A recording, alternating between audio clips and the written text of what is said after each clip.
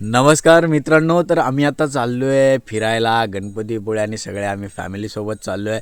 ही आमची फॅमिली आणि ही मागे दिसत आहेत ही सगळी गुरं आहेत आणि इथनं आम्ही जाणार आहे.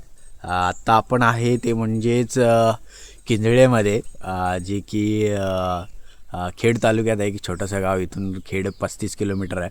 तर तिथून आपण चाललो आहे आता थेट रत्नागिरी गणपतीपुळे.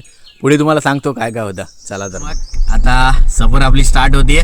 भेटूया पुढे. गणपती बाप्पा. इथे आमचे असे गणपती बाप्पा छानपैकी बसलेत आणि ही अशी गुरे वासरे सकाळच्या कोवळ्या उन्हात मस्त बागडतायत, खेळतायत. खूप निसर्गरम्य वातावरण आहे, आजूबाजूला सुंदर पसरलेला निसर्ग. कोकण म्हणलं की मंडळी खूप भारी असतं, खूप भारी वाटतं. तुम्ही जेवढे दिवस राहाल तेवढ्या दिवसापेक्षा अधिक राहायची इच्छा होते. अरे बापरे, हे बघा, अशी सुंदर अशी रानकोंबडी इथून पटकन उडून गेलेली आहे जंगलात कुठेतरी, आणि आपण इथे एका जागी थांबणार आहोत. तुम्हाला दाखवतो, सुंदर नजारा आहे तिथला, बघा. नमस्कार मंडळी, तर आम्ही पहिला हॉल्ट घेतलेला आणि पहिला आम्ही जे थांबलेलो आहे तिथे तुम्हाला दाखवतो की निसर्गाची जी किमया असते ती काय असते.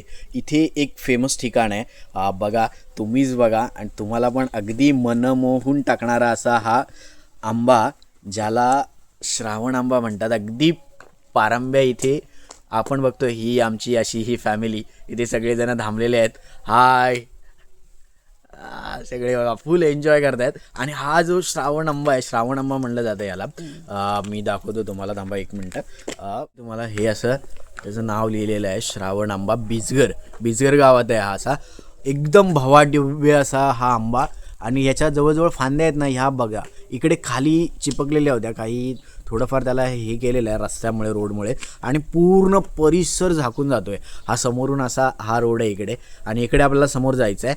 आणि तुफान म्हणजे एकदम पसरलेला, बघा त्याचा भव्यता तुम्ही बघताय, कुठपर्यंत तो चिपकलेला आहे आंबा. ह्या आंब्याचा सुद्धा काहीतरी इतिहास आहे आणि याच्याबद्दल सुद्धा पूर्वापार चालत आलेल्या काही रीतीभाती, परंपरा आहेत.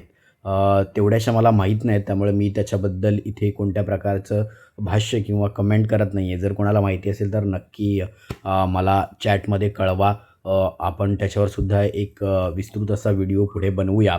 आणि खूप भारी वाटते, दोन्ही बाजूला गवताच्या गंजी आणि मधून रस्ता, आजूबाजूला गावं आहेत, खूप सुंदर.